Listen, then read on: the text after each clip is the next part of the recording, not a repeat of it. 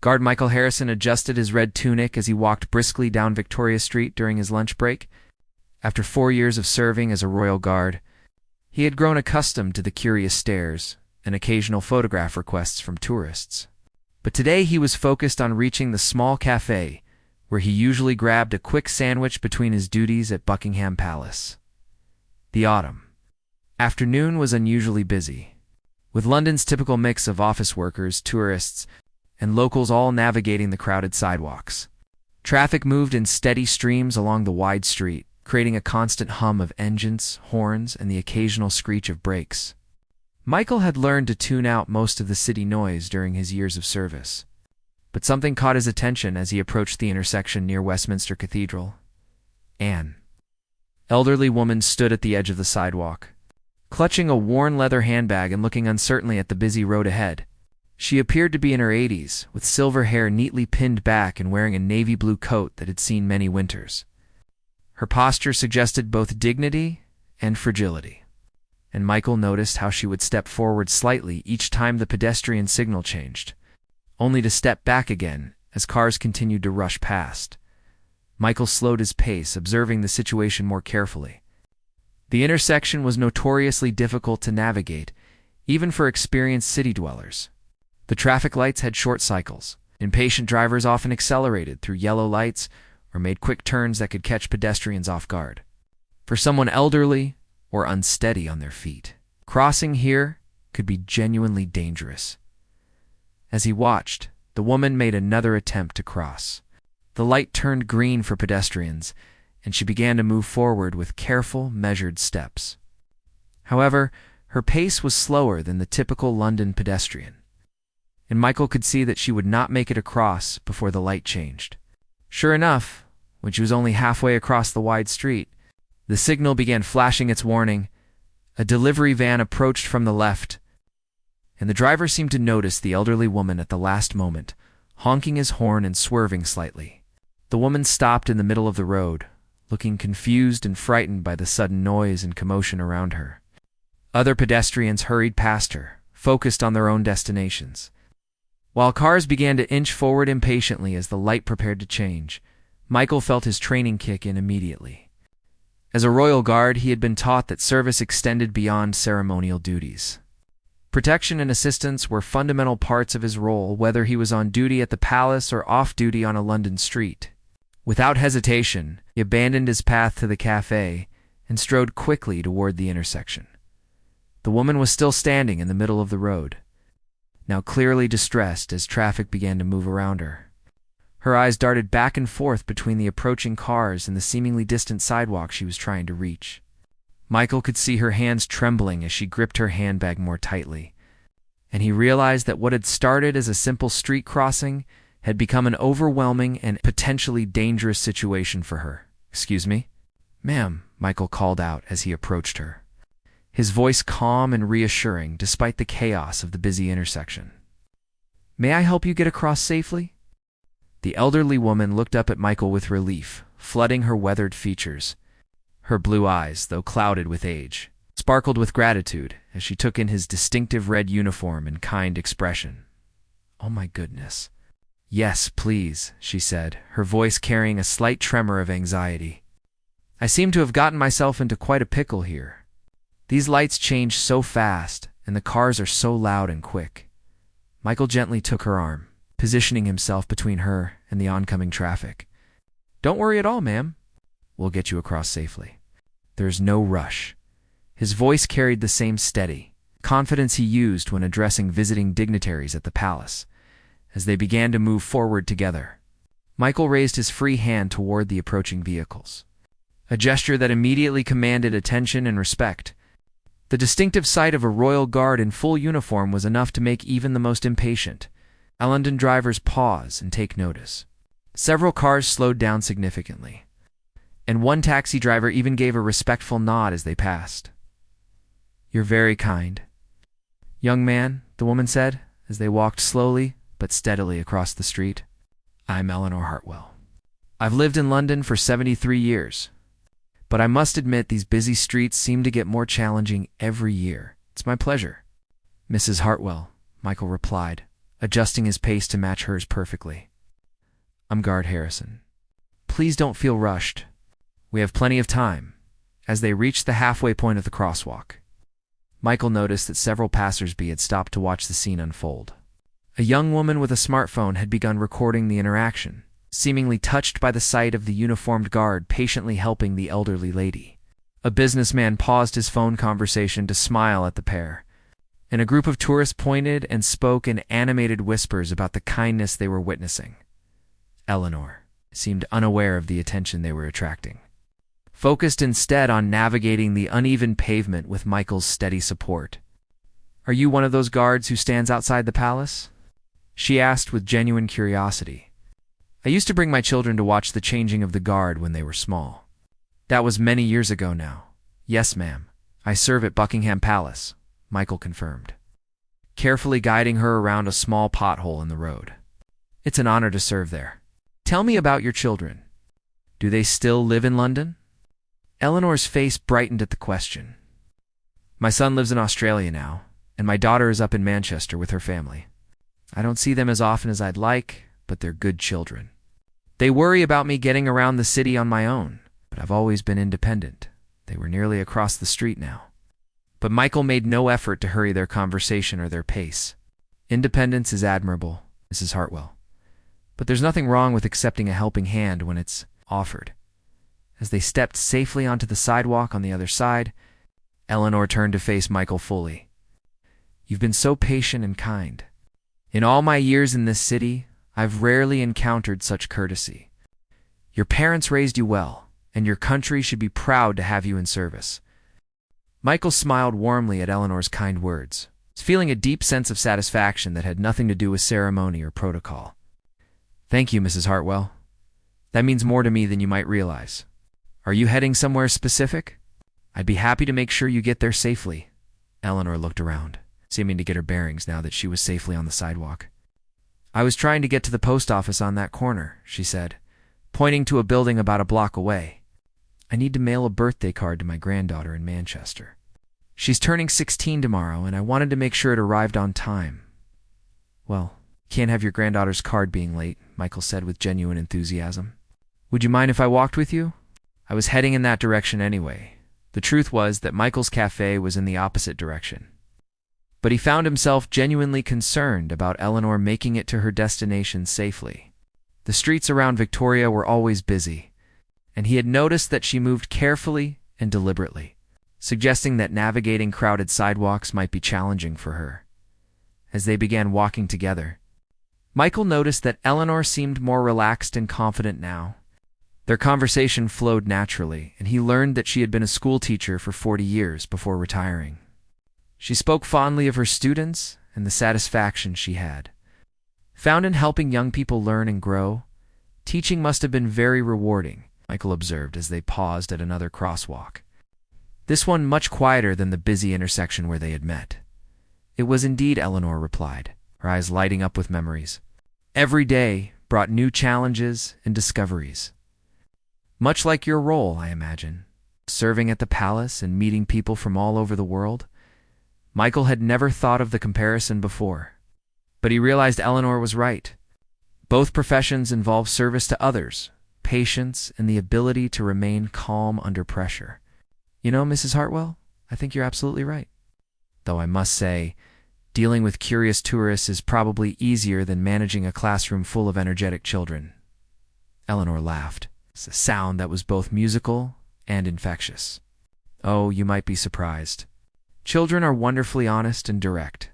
They ask questions because they genuinely want to understand the world around them." As they continued their walk, Michael became aware that their interaction was continuing to attract attention from other pedestrians. Several people had smiled approvingly as they passed, and he noticed at least 2 more individuals discreetly taking photographs or videos with their phones. The sight of a royal guard taking time to help an elderly citizen seemed to resonate with people in a way that touched something deep in the collective consciousness about courtesy, respect, and community care. "You know," Eleanor said thoughtfully as they approached the post office, "when I was a young teacher, I used to tell my students that true nobility isn't about titles or positions. It's about how we treat one another, especially those who need our help. You've reminded me today that such nobility still exists in the world." Michael felt deeply moved by her observation. "Mrs. Hartwell, I think you're the one who's shown nobility today. You trusted a stranger to help you. You shared your stories and wisdom. And you've reminded me why I chose to serve in the first place." They had reached the post office entrance, and Eleanor paused before going inside. "Guard Harrison, would it be terribly forward of me to ask if I might give you a hug? You've been such a blessing to me today." Michael was touched by Eleanor's request, and without hesitation, he opened his arms to accept her embrace. "It would be an honor, Mrs. Hartwell." The hug was brief, but genuine, and Michael could feel the sincere gratitude in Eleanor's gesture. When they separated, he noticed that her eyes were slightly misty, and he felt his own emotions stirring in response to her kindness. "Thank you," Eleanor whispered. "You've reminded an old lady that there are still good people in the world." As Eleanor disappeared into the post office, Michael began his walk back toward the palace, reflecting on the encounter. What had started as a simple act of assistance had become something much more meaningful. The conversation with Eleanor had reminded him of why he had chosen to serve as a royal guard in the first place. Not just for the ceremony and tradition, but for the opportunity to represent the best qualities of service and citizenship, unknown to Michael. The videos and photographs taken by various bystanders were already beginning to circulate on social media. The young woman who had first recorded their interaction had posted the video with the caption, "This royal guard took time from his day to help an elderly lady cross a busy street and walk her to the post office. This is what true service looks like." Within hours, the video had been shared hundreds of times. Comments poured in from viewers around the world, expressing admiration for Michael's kindness and Eleanor's gracious acceptance of help. The simple interaction had struck a chord with people who were hungry for examples of human decency and community care in an increasingly disconnected world.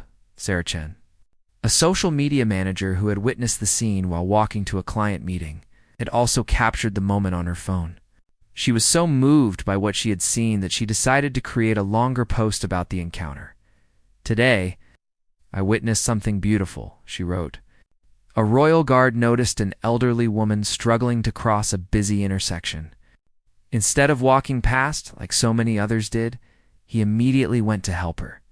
But what made it truly special was how he treated her with complete dignity and respect. Taking time to have a real conversation, showing genuine interest in her life and stories, he walked with her to her destination, even though it was clearly out of his way. This wasn't just about helping someone cross a street. It was about seeing another human being and treating them with the kindness and respect that everyone deserves." The post included several photos showing different moments of the interaction. Michael carefully guiding Eleanor across the street, the two of them talking and laughing as they walked, and their warm hug outside the post office. Each image captured the genuine connection between the young guard and the elderly woman. As the story spread online, news outlets began to take notice. A local London newspaper reporter named David Fletcher had seen the viral posts and decided to investigate further. He was intrigued not just by the act of kindness itself, but by the way it had resonated so powerfully with the public. Meanwhile, back at Buckingham Palace, Michael was unaware of the attention his actions were receiving. He had returned to his duties for the afternoon shift, taking his position at the palace gates with the same professionalism and dedication he brought to every day of service. His commanding officer, Captain Williams, approached him during a brief break between ceremonial duties. "Harrison, I've been hearing some interesting reports about your lunch break today." Michael looked at Captain Williams with slight concern, wondering if he had somehow violated protocol by stopping to help Eleanor while in uniform. "Sir, I hope I didn't do anything inappropriate. I saw an elderly lady who needed assistance, and I felt it was the right thing to do." Captain Williams smiled, which immediately put Michael at ease. "On the contrary, Harrison, what you did today exemplifies exactly what it means to be a member of the household division. I've been getting calls from reporters and messages from the public all afternoon. Apparently, your act of kindness has touched quite a few hearts." Michael was genuinely surprised. "I had no idea anyone was paying attention, sir. I was just trying to help."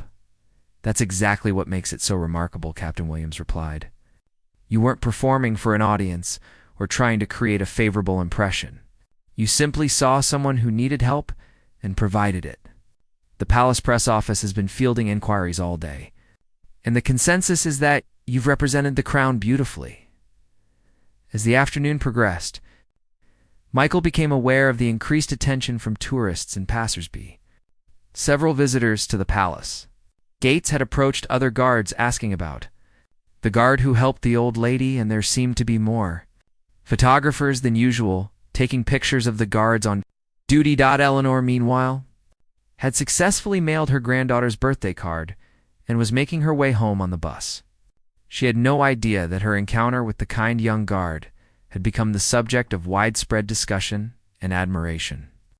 As she sat by the window watching London pass by, she found herself smiling as she remembered their conversation and his patient assistance. That evening, the story made it onto the local London news. Reporter David Fletcher had managed to track down some of the witnesses and had created a heartwarming segment about the interaction. The news anchor introduced the story by saying, "In a world that often seems divided and hurried, sometimes a simple act of kindness reminds us of our shared humanity." The segment featured interviews with several people who had witnessed the encounter, including Sarah Chen, who eloquently described the dignity and respect with which Michael had treated Eleanor. It wasn't just that he helped her, Sarah explained to the camera. It was how he helped her. He made her feel valued and important, not like a burden or an inconvenience. The story also included the viral video footage, showing the careful way Michael had guided Eleanor across the street and their warm interaction as they walked together. The news piece concluded with a statement from the palace press office. Guard Harrison's actions today demonstrate the values of service, compassion, and respect that are central to the household division. We are proud of his representation of these principles. By the following morning, the story had been picked up by national news outlets and international media. Social media continued to buzz with positive comments, and many people shared their own stories of kindness they had witnessed or experienced. The hashtag Royal Guard kindness began trending, with people posting examples of everyday heroes who had gone out of their way to help others. Michael arrived at work to find that he had become something of a celebrity overnight. His fellow guards greeted him with good-natured teasing and congratulations, and Captain Williams informed him that he had received a commendation for his exemplary representation of the regiment. "I still can't believe all this attention," Michael confided to his friend and fellow guard, James Patterson, as they prepared for the morning ceremony. "I was just doing what anyone should do." "That's exactly the point, mate," James replied. "In a world where anyone should do something, but most people don't, your actions stood out. You reminded people what it looks like when someone actually lives up to the ideals we're supposed to represent." 3 days after the encounter, Michael received an unexpected visitor during his off-duty hours. A palace aide informed him that there was someone asking to see him at the visitor's center. When he arrived, he was delighted to find Eleanor Hartwell waiting for him, accompanied by a woman in her 40s who bore a strong resemblance to her. "Mrs. Hartwell," Michael exclaimed, genuinely pleased to see her again. "How wonderful to see you." "I hope you're well," Eleanor beamed at him. "Guard Harrison, I wanted you to meet my daughter, Patricia. She drove down from Manchester as soon as she heard about our encounter. It seems we've become rather famous." Patricia stepped forward with tears in her eyes and shook Michael's hand warmly. "I can't thank you enough for what you did for my mother. When I saw the video online, I was so moved. You treated her with such respect and kindness. As someone who worries about my mom getting around London on her own, knowing there are people like you in the world gives me tremendous comfort." Eleanor reached into her handbag and pulled out a handwritten letter. "I wanted to give you this," she said, handing it to Michael. "It's a thank you note from my granddaughter. She was so touched when I told her about our meeting that she wanted to write to you herself." Michael opened the letter carefully. In neat teenage handwriting it read, "Dear Guard Harrison, my grandmother told me about how kind you were to her on Victoria Street. Thank you for taking care of her and for showing her such respect. She hasn't stopped talking about your conversation and how safe you made her feel. People like you make the world a better place. I hope to visit London someday and see you standing guard at the palace." With gratitude and admiration, Sophie Hartwell, age 16. Michael felt deeply moved as he read the letter. "This is incredibly thoughtful," he said, looking up at Eleanor and Patricia. "Please tell Sophie that her letter means more to me than she could possibly know." Eleanor smiled. "You know, Guard Harrison, I've been thinking about our conversation and all the attention it's received. I believe the reason people have responded so positively is because you reminded them of something we've lost sight of in our busy world. The importance of truly seeing each other as human beings worthy of care and respect." Over the following weeks, the story of Michael's kindness continued to inspire people around the world. The palace received hundreds of letters praising his actions, and several schools invited him to speak about service and citizenship. The story had become more than just a feel-good news item. It had sparked conversations about community, compassion, and the small actions that can make a big difference in people's lives. Michael found himself reflecting often on that afternoon encounter with Eleanor. What struck him most was how a simple decision to help someone in need had created ripples that extended far beyond what he could have imagined. The experience had reinforced his belief in the importance of his role as a royal guard, not just as a ceremonial figure, but as someone who could embody the highest ideals of service and human dignity. 6 months later, Michael received an invitation that brought tears to his eyes. Eleanor's granddaughter, Sophie, was graduating from college and had requested that he attend the ceremony as her special guest. In her invitation, she wrote, "Your kindness to my grandmother inspired me to pursue a degree in social work. I want to spend my life helping people the way you helped her that day." As Michael stood in his dress uniform at the graduation ceremony, watching Sophie receive her diploma with Eleanor beaming proudly in the audience, he realized that the most important moments in life are often the ones that seem smallest at the time. A helping hand extended to an elderly woman on a busy street had somehow grown into something much larger. A reminder that kindness is contagious, that respect and dignity matter, and that every person we encounter is carrying their own story worthy of our attention and care. The royal guard who had won countless hearts by helping an old lady cross the street had learned that the hearts he had touched had, in turn, touched his own in ways he never expected.